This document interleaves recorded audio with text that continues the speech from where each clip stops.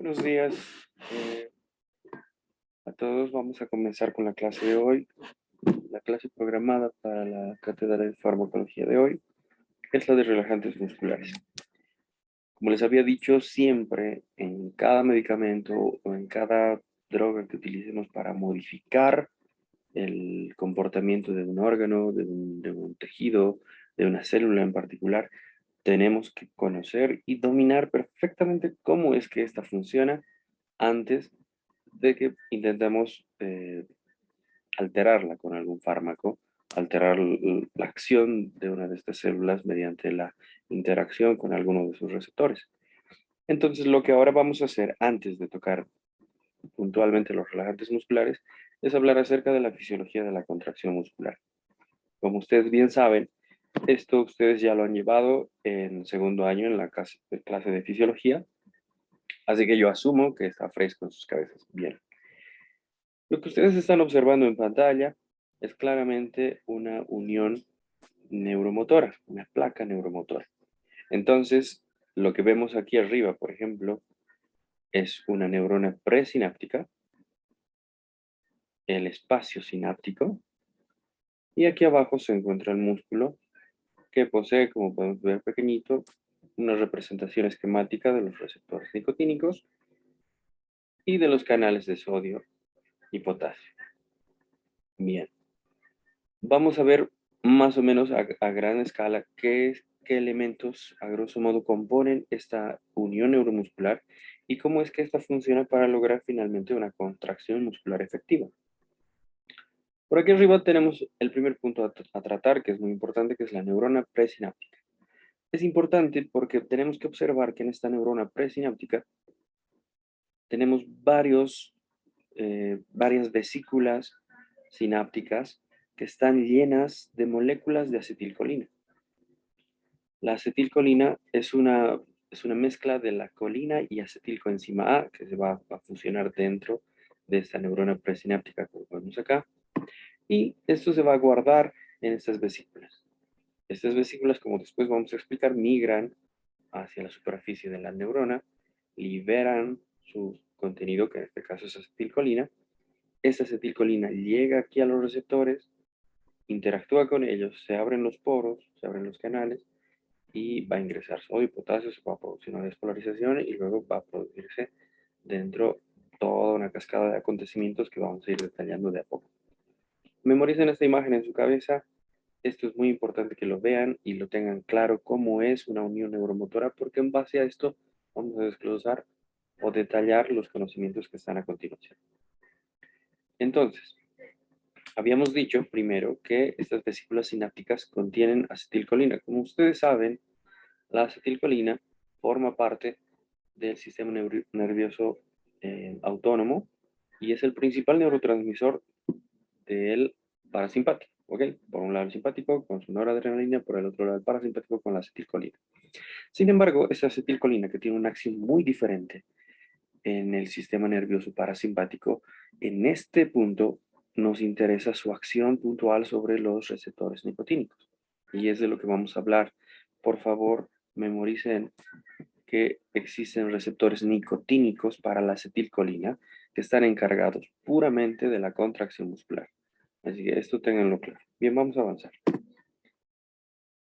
Ok, hablando acerca de la fisiología de la contracción muscular, vemos que la síntesis de acetilcolina se da en el polo sináptico, en el polo presináptico, en donde se van a fusionar colina y acetilcolina. Esta se va a almacenar en las vesículas que se encuentran en el polo presináptico y van a ser liberadas mediante la sinaptotagmina y sintaxinas. ¿Qué es lo que sucede?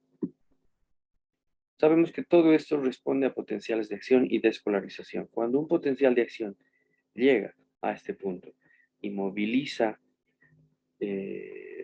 cargas eléctricas en el interior de la neurona, provoca que en las paredes de esta neurona se aperturan canales de calcio. Esto va a causar de que el calcio intracelular vaya a aumentar y el calcio intracelular va a empujar estas vesículas hacia la superficie, que por exocitosis van a liberar acetilcolina hacia el espacio sináptico.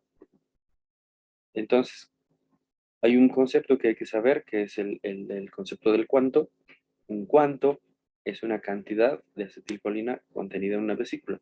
Y se dice que aproximadamente son de 6.000 a 10.000 moléculas. Vemos aquí lo que les decía, por ejemplo. Los canales de calcio se abren en una despolarización, el calcio ingresa a este polo presináptico. Estas moléculas que están aquí dormidas o flotando, se podría decir, se aproximan por el aumento de cantidad de calcio hacia el borde del polo presináptico y a continuación por un mecanismo de exocitosis, como decía, van a causar la liberación de una cantidad importante de acetilcolina. Acá dice que un potencial de placa es causado por la liberación de una cantidad suficiente de cuantos. Quiere decir que tienen que liberarse 50 a 200 cuantos de acetilcolina para que se produzca un potencial de placa. Bien, una vez liberada esa acetilcolina, va a venir a unirse, como se ve aquí en el dibujito, con el receptor nicotínico. Entonces se une con el receptor nicotínico, acá decimos carínico, está mal.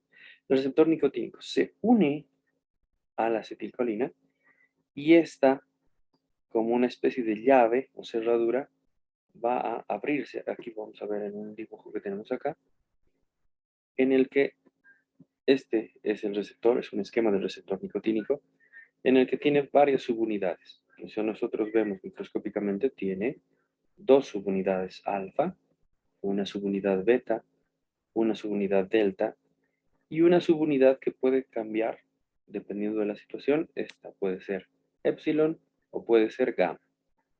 Entonces, vamos a ver aquí qué es lo que sucede. La acetilcolina se debe unir a las dos subunidades alfa. Quiere decir que dos moléculas de acetilcolina van a unirse a dos subunidades diferentes, una acá y otra acá. Y de esa manera, este receptor se va a abrir como una llave, permitiendo la salida e ingreso de iones. Aquí vemos que el calcio y el sodio están ingresando a la célula y el potasio que se encontraba dentro va a salir de la célula, provocando dentro del músculo una despolarización que va a causar un potencial de acción. Sin embargo, vemos, por ejemplo, que aquí la acetilcolina solamente llega a una subunidad alfa y la otra permanece sin ocupar. Por lo tanto, este receptor nicotínico no se va a abrir. Solamente se abre cuando llegan dos acá. Y es el momento en el que se va a producir la apertura de este canal iónico. No es muy sencillo imaginarse esto, pero creo que es muy claro. La acetilcolina actúa como una llave, el receptor es como una cerradura, la llave ingresa correctamente a sus lugares correspondientes y es así cuando recién se va a abrir este receptor. ¿Qué sucede? Como habíamos dicho, primero se libera acetilcolina, se unen los receptores.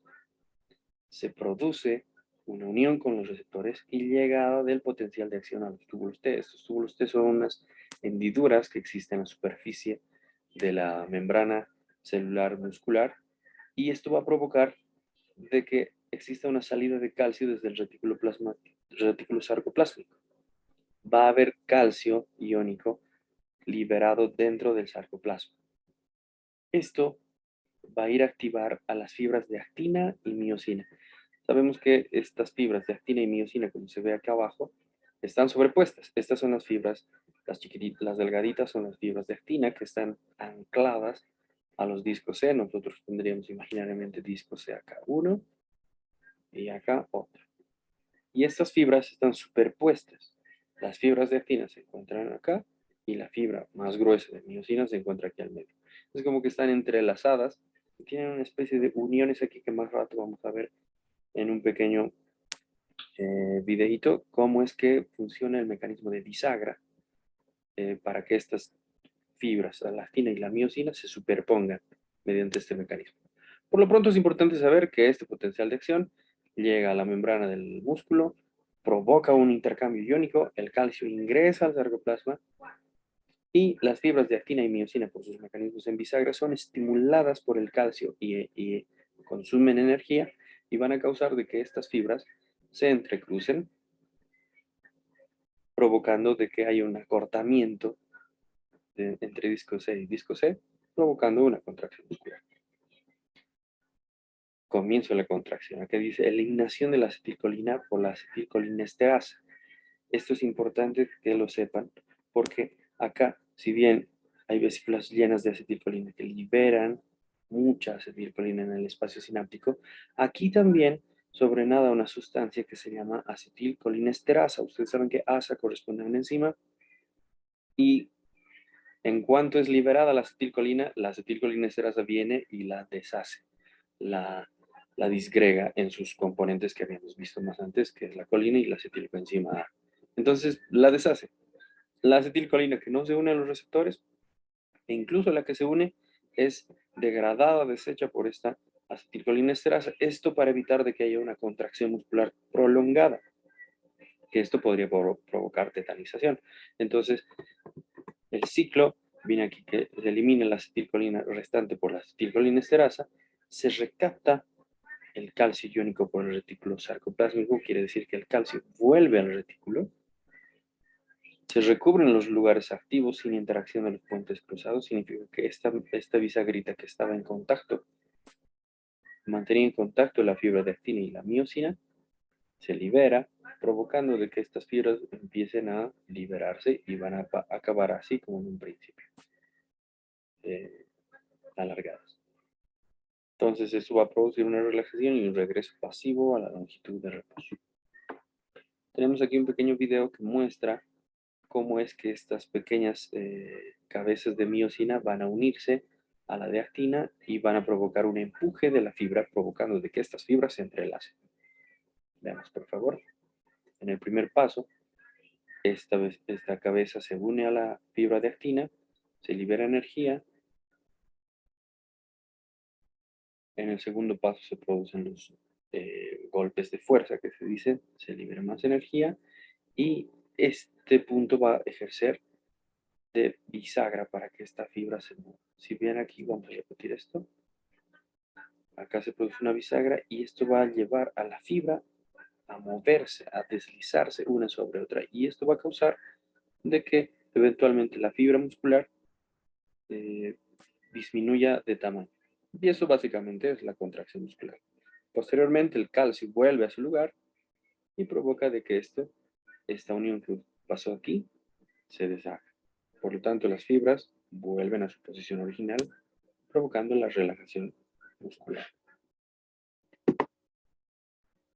Entonces, si vemos aquí este dibujo, es una fibra muscular grande en la que tiene un montón de receptores posinápticos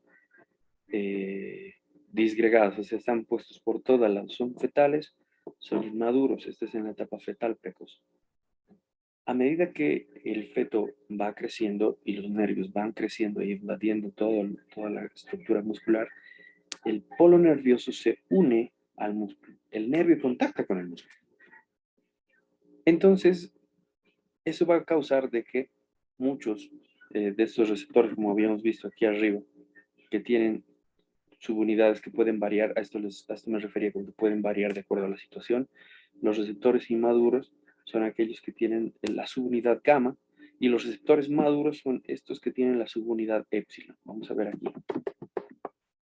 En este caso vemos unos receptores que se encuentran que son completamente inmaduros, todos, absolutamente, porque no ha habido un nervio que venga a poner orden acá. Una vez que el nervio contacta con el músculo, se produce una modificación de los receptores posinápticos y vemos aquí, representados con una E, receptores que ya tienen, entre algunos inmaduros que tienen la porción gamma, la subunidad gamma, y otros maduros con la porción épsilon. Esos son núcleos sinápticos, etcétera, núcleos extrasinápticos. En un miocito maduro, ya cuando un bebé está completamente formado y va a nacer, vemos que el polo nervioso ha contactado completamente con el músculo y ha provocado la modificación de estos receptores. Son receptores maduros que poseen subunidades épsilon en lugar de subunidad gamma. Entonces, repasando, en un inicio todos los receptores son inmaduros, poseen todas estas subunidades, dos alfa, una beta, una delta, y tienen una subunidad gamma. Pero a medida de que el nervio toca el músculo, esto se modifica y se crean otros teniendo, en este caso, directamente receptores que tienen la subunidad epsilon en lugar de la subunidad gamma.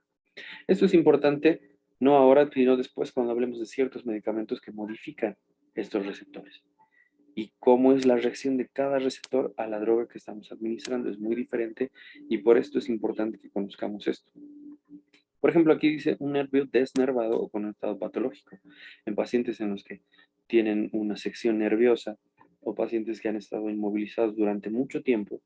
Estos receptores que en un inicio eran epsilon, como en la imagen de arriba, vamos a ver que aquí abajo empiezan de nuevo a constituirse receptores inmaduros. Aquí en donde normalmente estaban los receptores ya maduros, esto por la desnervación. Es un fenómeno que sucede en pacientes que tienen atrofia muscular, que han sufrido sección nerviosa o que están mucho tiempo inmovilizados, ya sea por una patología traumática o una patología nerviosa, paraplegias, cuadriplegias, etc. Entonces, esto es importante de conocer para saber qué medicamento podemos entregar a este paciente para no tener acciones adversas, como vamos a ver después. Entonces, este es un resumen de toda la fisiología que habíamos hablado. Vamos a hacer un nuevo resumen porque es importante que a ustedes se les quede claro cómo funciona la contracción muscular y de ese modo saber cómo alterarla, cómo intervenir en este tipo de contracción. Como habíamos dicho, llega un potencial de acción al nervio. Este va a liberar acetilcolina vesicular, esto porque se ha metido muchos iones de calcio dentro del polo presináptico. Se van a liberar muchas vesículas al espacio sináptico.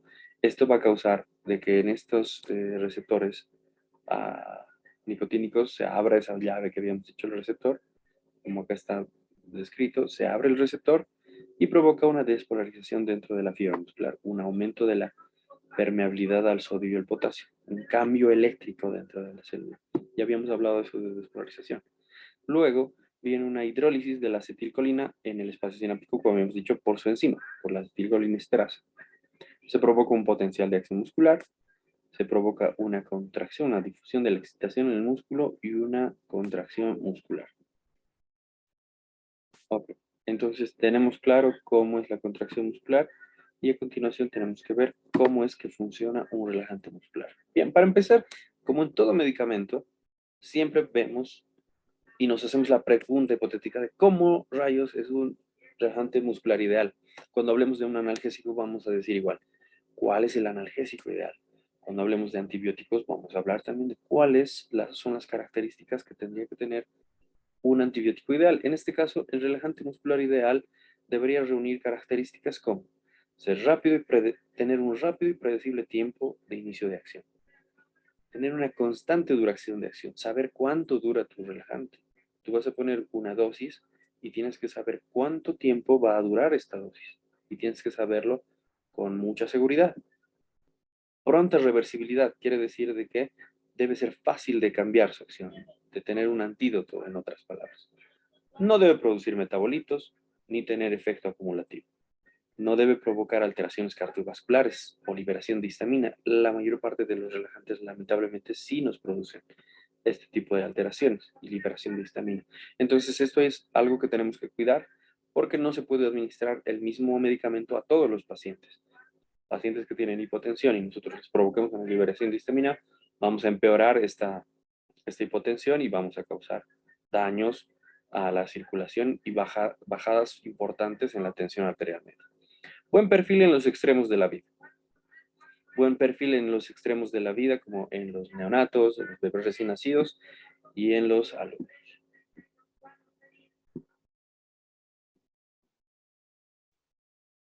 Bien, decíamos no provocar alteraciones cardiovasculares, liberación de histamina, tener buen perfil en los extremos de la vida, tanto en los neonatos como en los ancianos extremos, tener el mismo comportamiento ante falla orgánica y, por si fuera poco, tener un precio accesible. Es obviamente el factor económico es importante en todos los fármacos, como hemos visto antes, que en el Remdesivir, eh, por ejemplo, este antiviral que funciona aparentemente contra el coronavirus, es un medicamento muy caro, cada dosis cuesta aproximadamente 1.200 y se necesitan 6. Entonces, esto limita la cantidad de gente que puede llegar a usarlo. Parece un dato que no es muy importante, pero lo es. El factor económico en todo fármaco es muy importante. Así que es un dato a tomarlo en cuenta.